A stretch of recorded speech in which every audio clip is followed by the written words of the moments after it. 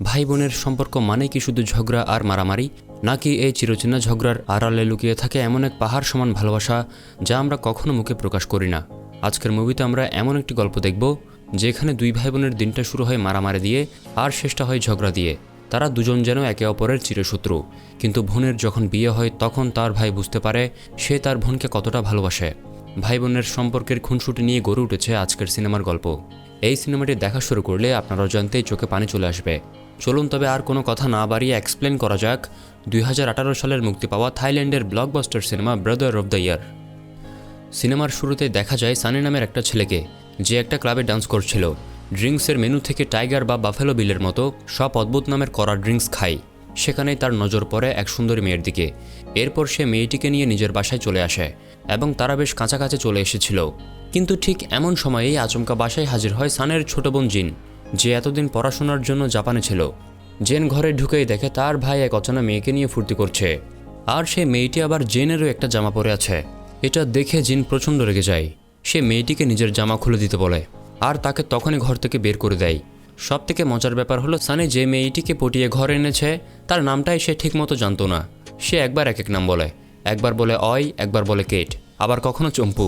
এরপর সানি যখন সেই মেয়েটিকে এগিয়ে দিতে যায় তখন জিন রেগে গিয়ে বাসার দরজা ভেতর থেকে বন্ধ করে দেয়। সানিকে শাস্তি দেওয়ার জন্য সে আর দরজা খোলে না, যার ফলে সানিকে সারা রাত বাইরে গাড়ির ভেতরেই ঘুমাতে হয়। গাড়িতে শুয়ে সানি তার ছোটবেলার দিনগুলোর কথা ভাবছিল। আসলে সে যখন ছোট ছিল তখন সে মনে মনে একটা ছোট ভাই চেয়েছিল, যার নাম রাখবে জন। কিন্তু তার ভাগ্যে জুটে এই বোন জিন, যে তার থেকে 5 বছরের ছোট। ছোটবেলা থেকেই তার মা বাবা জিনের প্রতি বেশি দুর্বল ছিল, যার ফলে সানি সবসময় নিজেকে একটু দূরে সরিয়ে রাখত। দিন গড়াতে থাকে এবং দুই ভাই বোন একসময় বড় হয়ে যায়। সানি ছিল একজন সাধারণ মানের স্টুডেন্ট, যেখানে জিন ছিল পড়াশোনা থেকে শুরু করে স্পোর্টস এবং অন্যান্য সব এক্সট্রা কারিকুলার অ্যাক্টিভিটিসে একদম ফার্স্ট। জিনের যখন ব্যাংককে পড়ার প্রয়োজন হয় তখন তাদের মা ডাউন পেমেন্ট দিয়ে একটি বাসা তাদের দুই ভাই বোনের নামে কিনে দেয়। এরপর বেশ কয়েক মাস দুই ভাই বোন চরম ঝগড়া আর অশান্তির মধ্য দিয়ে এক ছাদের নিচে কাটায়। আসলে সানি বাধ্য হয়ে জিনের সব হুকুম মেনে চলত, কারণ সামান্য কিছু হলেই জিন তাদের মায়ের কাছে সানির কমপ্লেন করে দিত। আর এই কারণে সানি তার বোনের সব কথা মেনে চলত। তবে একদিন হায়ার স্টাডিজের জন্য জিন যখন জাপানে চলে যায় তখন সানি হাফ ছেড়ে বাঁচে। জিন জাপানে 4 বছর থাকে, আর সানির কাছে এই 4 বছর ছিল একেবারে স্বর্গের মতো। কোনো শাসন নেই, কোনো ঝগড়া নেই, পুরো দস্তুর ব্যাচেলার জীবন। কিন্তু সময় যেন খুব দ্রুত ফুরিয়ে যায়। কিন্তু এখন জিন আবারও ফিরে আসায় সানের জীবনটা আবারও আগের মতো দুর্বিষহ হয়ে উঠেছে। পরদিন সকালবেলা জিন যখন ড্রয়িং রুমে আসে তখন সে দেখতে পায় বড় একটা কাপড় দিয়ে কিছু একটা ঢেকে রাখা হয়েছে। কৌতূহলবশত কাপড়টা সরাতেই জিনের চক্ষু চড়ক গাছ। সে দেখে ভেতরে স্তূপ হয়ে জমে আছে রাজ্যের সব নোংরা থালা বাসন। আসলে জিন বাসায় ছিল না বলে সানি মাসের পর মাস ঘর পরিষ্কার করেনি এবং সব ময়লা এভাবেই জমিয়ে রেখেছে। এরপর দেখা যায় জিনের এই অবস্থা দেখে সানি বেশ মজা নিচ্ছিল, কিন্তু জিনের চিৎকারে সানির সেই হাসি বেশিক্ষণ স্থায়ী হয় না। আসলে জিনের সবসময়ই একটা আফসোস ছিল যে তার বড় ভাই কেন অন্যদের মতো হলো না। সে ছোটবেলা থেকে চাইতো তার বড় ভাই হবে একজন ম্যাচিওর মানুষ, যে তাকে সব বিপদ থেকে প্রোটেক্ট করবে এবং তার সাথে বন্ধুর মতো খেলবে। কিন্তু সানি ছিল এসবের উল্টো। মজার ব্যাপার হলো সানি বয়সে 5 বছরের বড় হওয়া সত্ত্বেও বারবার ফেল করার কারণে সে জিনের ক্লাসে পড়াশোনা করত। সানি শুধু তখনই হিরো সাজার চেষ্টা করত যখন জিন কোনো ছেলের সাথে থাকতো। তখন সে গিয়ে গম্ভীর গলায় বলতো, ও আমার বোন, ওর থেকে দূরে থাকো। কিন্তু বাকি সময় সে জিনকে পাত্তাই দিত না। অর্থাৎ তারা ছোটবেলা থেকে একে অপরকে একদমই সহ্য করতে পারত না। পরদিন সকালে জিন যখন নিজের ব্রেকফাস্ট বানাচ্ছিল তখন সানির কথা একটুও ভাবেনি। সানি ক্ষুধার জ্বালায় ব্রেকফাস্ট না পেয়ে যা পাই তাই মুখে দিয়ে অফিসের ইন্টারভিউয়ের জন্য বেরিয়ে পড়ে। আজ জিনেরও একটা সেলস রিপ্রেজেন্টেটিভ পদের জন্য ইন্টারভিউ ছিল। যেহেতু জিন জাপানে পড়াশোনা করেছে তাই জাপানিজ ভাষায় তার বেশ দক্ষতা ছিল এবং খুব সহজেই সে জবটা পেয়ে যায়। এই খুশিতে ইন্টারভিউ প্যানেলের একজন মেম্বার, যার নাম ছিল মজি, সে জিনকে একটি বেসবল খেলার অফার দেয়। আসলে প্রথম দেখাতেই মজি আর জিন একে অপরের প্রেমে পড়ে গিয়েছিল। বেসবল খেলার শুরুতে জিন প্রথম 2টো বল মিস করলেও 3 নম্বর বলে সে এক বিশাল হোমরান মারে, যা দেখে মজি তো একদম অবাক হয়ে যায়। সন্ধ্যার দিকে তারা স্টেডিয়ামে বসে একে অপরের সাথে বেশ কিছুক্ষণ গল্প করে। যদিও তাদের মনে একে অপরের জন্য বিশেষ অনুভূতি ছিল, কিন্তু কেউ সেটা মুখে প্রকাশ করছিল না। তবে গল্পের ছলে তারা বুঝতে পারে যে তাদের দুজনেরই বেশ কিছু কমন ইন্টারেস্ট বা পছন্দের বিষয় আছে। এদিকে সানি তার টিমের সাথে একজন ক্লায়েন্টের সাথে দেখা করতে যায়। কাকতালীয়ভাবে সেই ক্লায়েন্ট আর কেউ নয়, স্বয়ং মজি। সানি তখনও জানতো না যে এই মজি তার বোনের বন্ধু। তারা দুজন ক্লায়েন্ট হিসেবে অনেক কথা বলছিল।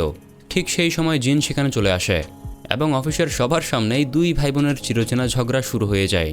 ঝগড়ার এক পর্যায়ে জিন সানির স্কুল লাইফের একটা গোপন নিকনেম ফাঁস করে দেয়, যা ছিল কুচি।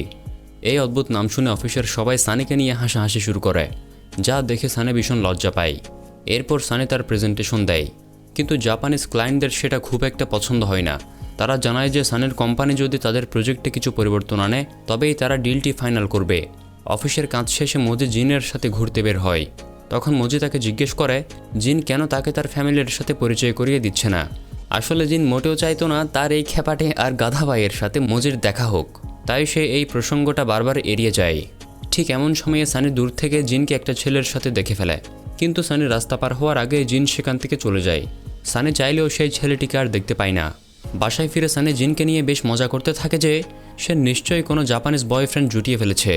এদিকে অফিসের সবাই জিনের বুদ্ধিমত্তার প্রশংসা করছিল, যা সানি একদমই সহ্য করতে পারছিল না। এরপর আবারও সেই কোম্পানিতে প্রেজেন্টেশন দেওয়ার দিন আসে।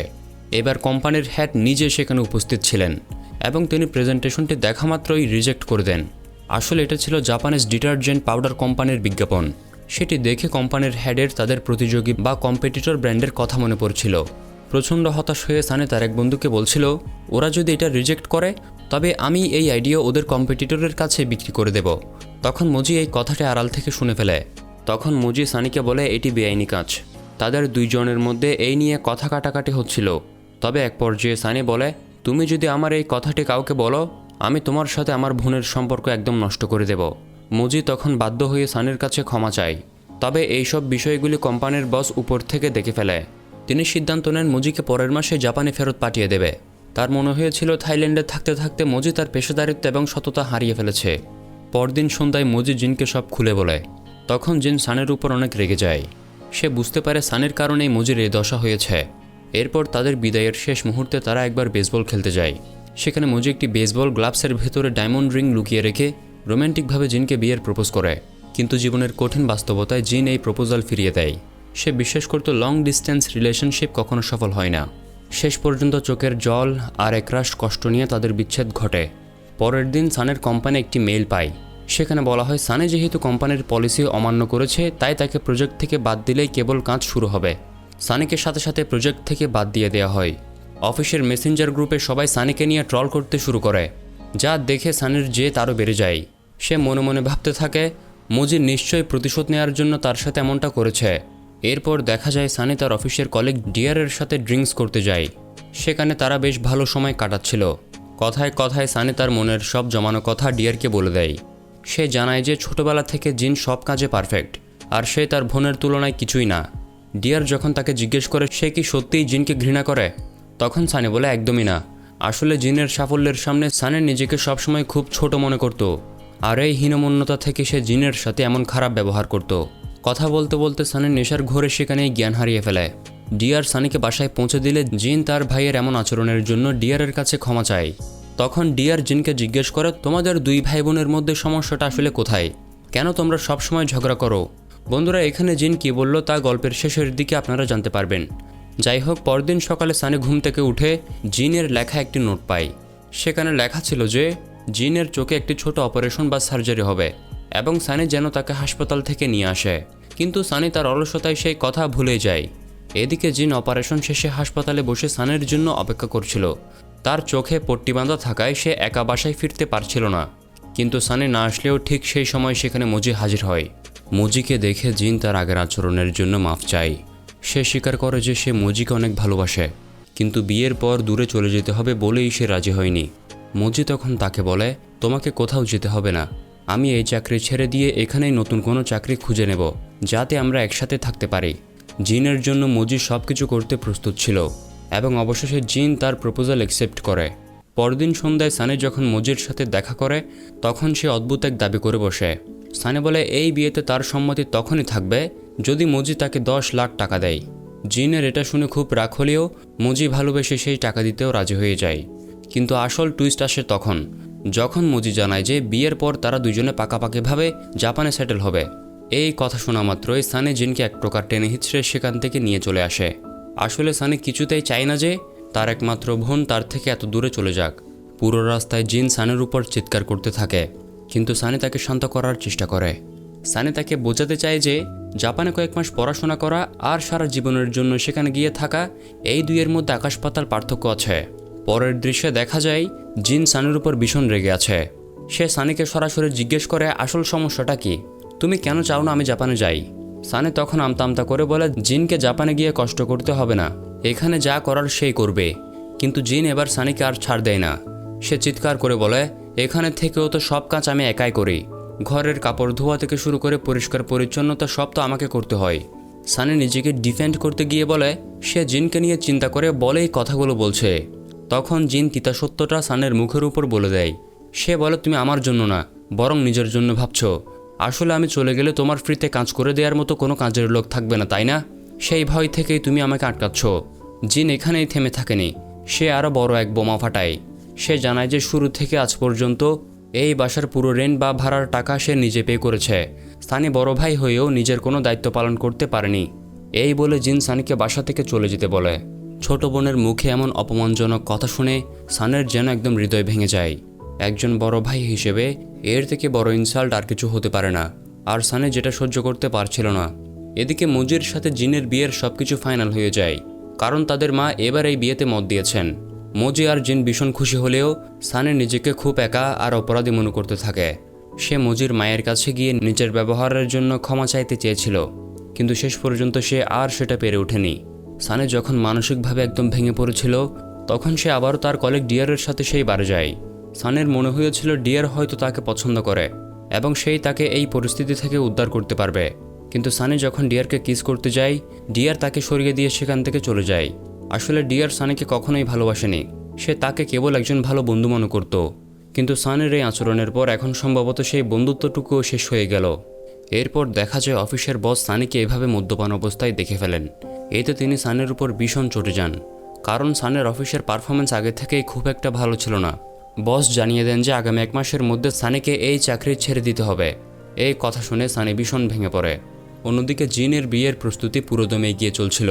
পুরো বারেত উৎসবের আমেজ। জিন তার বিয়ের ইনভিটেশন কার্ড দেওয়ার জন্য সানের কলিগ ডিয়ারের কাছে যায় এবং ডিয়ারের কাছে সানের জন্য কিছু সাহায্য চায়। এরপর যখন ডিয়ারের সাথে সানের দেখা হয়, তখন ডিয়ার তাকে একটি নতুন কোম্পানির কথা বলে, যেখানে সানি ভালো বেতনের চাকরি করতে পারে। আসলে সানিকে সাহায্য করার জন্য জিন ওই ডিয়ারকে অনুরোধ করেছিল, তবে সে চেয়েছিল এই কথাটি যেন গোপন থাকে। সানি যখন মনে করে ডিয়ার তার জন্য এত কিছু করেছে, তখন সে ডিয়ারকে মন থেকে ধন্যবাদ জানায়। সানি ঘুণাক্ষরেও জানতে পারে না যে এই সুযোগটি আসলে তার ছোট বোনই করে দিয়েছে। এরপর একদিন জিন তাদের বাড়ির উপর তলার সেই ঘরটাতে যায়, যেখানে তারা দুই ভাই বোন ছোটবেলায় একসাথে থাকত। পুরনো স্মৃতিগুলো মনে করে জিনের চোখ কান্নায় ভিজে ওঠে। একটা সময় তারা কত কাছাকাছি ছিল, অথচ আজ তারা একে অপরের থেকে কত দূরে। আর কিছুদিন পরেই জিন বিয়ের পর দেশ ছেড়ে চলে যাবে, তখন হয়তো এই দূরত্ব আরও বেড়ে যাবে। এদিকে মজির পরিবার ব্যাংককে চলে আসে। সবাই বেশ হাসি আনন্দে মজির সাথে ফটোশ্যুটে ব্যস্ত ছিল। সন্ধ্যার দিকে দুই পরিবার যখন একসাথে ডিনারে বসে, তখন সেখানে সানি ছিল না। সবার মাঝখানে থাকলেও জিন প্রতি মুহূর্তে তার ভাইকে মিস করছিল। এরই মধ্যে সানির জন্য একটা ভালো খবর আসে, সে একটি নতুন চাকরিতে জয়েন করে। এরপর দেখা যায় সানি তার নতুন চাকরিতে জয়েন করে বেশ কনফিডেন্ট হয়ে উঠেছে। দুই ভাই বোনের মধ্যে বেশ হাসি তামাশা আর মজার মুহূর্ত চলছিল। সানি মজা করে বলছিল যে তার দোয়া আর ভালোবাসা এখন সবসময় জিনের সাথে থাকবে, যদিও জিনের হয়তো সেটার আর খুব একটা প্রয়োজন নেই। ঠিক এমন সময়ে জিন খুব ইমোশনাল হয়ে সানিকে বলে, কে বলল আমার প্রয়োজন নেই? তুমি আমার কাছে বাবার মতো। আমার জীবনে তোমার গুরুত্ব কতটা তা তুমি হয়তো নিজেও জানো না। এই কথা শুনে মনে হচ্ছিল তাদের মধ্যকার দীর্ঘদিনের সব তিক্ততা আর মান-অভিমান বুঝে এক নিমিষেই মুছে গেল। বিয়ের অনুষ্ঠানের জন্য বাড়ির সবাই যখন হোটেলের দিকে রওনা দেয়, সানি তখন বিশেষ কিছু কাজের জন্য বাসায় রয়ে যায়। ঠিক তখনই সে জিনের ভুলে ফেলে যাওয়া ফোনটা চার্জে লাগাতে গিয়ে একটি মেসেজ দেখতে পায়। মেসেজটি ছিল সেই কোম্পানির বসের, যে সানিকে নতুন চাকরিতে নিয়েছিল। আর তখনই সানির সামনে আসল সত্যটা প্রকাশ পায়। সে বুঝতে পারে এই চাকরিটা সে তার নিজের যোগ্যতায় পায়নি, বরং জিন নিজের পরিচয় ব্যবহার করে সুপারিশের মাধ্যমে তাকে এই কাজটা পাইয়ে দিয়েছে। এই সত্যটা জানার পর সানির আত্মসম্মানে প্রচণ্ড আঘাত লাগে। তার মনে হয় জিন তাকে এখনও সেই অবুঝ বাচ্চার মতো মনে করে, যে নিজের ভার নিজে নিতে পারে না। সানের মনে প্রচণ্ড যে তার ক্ষোভ জন্ম নেয়। জিনের উপর অভিমান করে সে সিদ্ধান্ত নেয় যে সে আর বিয়ের অনুষ্ঠানে যাবে না, কারণ তার মনে হচ্ছিল সেখানে যাওয়া মানে নিজের ছোট হওয়া। সন্ধ্যার দিকে যখন জিনের বিয়ের উৎসব চলছিল, সানি তখন তার এক বন্ধুর সাথে নদীর পাড়ে বসে একা একা সময় কাটাচ্ছিল। এরপর দেখা যায় মজি আর জিনের বিয়ের সব আনুষ্ঠানিকতা শেষ হয়ে যায়। তবে একটা বিশেষ পর্ব তখনও বাকি ছিল। জাপানিজ কালচার অনুযায়ী পরিবারের উদ্দেশ্যে একটি চিঠি পড়ে শোনাতে হয়। জিন তার পরিবারের সবার জন্য নিজের মনের গভীর থেকে কথাগুলো চিঠিতে লিখে এনেছিল। সে শুরুতেই তার মা এবং আত্মীয় স্বজনদের প্রতি কৃতজ্ঞতা প্রকাশ করে তার জীবনে থাকার জন্য। কিন্তু যখনই তার প্রিয় ভাই সানের কথা আসে, জিন কিছুটা থেমে যায় এবং অত্যন্ত আবেগপ্রবণ হয়ে পড়ে। সে বলতে থাকে, আজ আমার লাইফ পার্টনার একজন জাপানিজ মানুষ। কিন্তু জানো, জাপানিজ কালচারের প্রতি আমার প্রথম আগ্রহ কার জন্য জন্মেছিল? সেটা আমার ভাই সানের জন্যই। সানে হয়তো সবার চোখে কখনো পারফেক্ট ছিল না। আমি যেমনটা চেয়েছিলাম সে হয়তো তেমন বড় ভাই হতে পারেনি। তবুও দিন শেষে আমরা ভাই বোন, আর আমি আমার ভাইকে সবসময় অনেক বেশি ভালোবাসবো। এই কথাগুলো বলতে বলতে জিনের চোখ কান্নায় ভিজে ওঠে। এদিকে সানি এসবের কিছুই জানতো না। সে পুরো রাত একা নিজের গাড়ির ভেতরেই কাটিয়ে দেয়। এরপর আগামী দিন সানি বাসায় যায়। আসলে সানের মনে তখন এক প্রচণ্ড হীনমন্যতা আর অভিমান কাজ করছিল।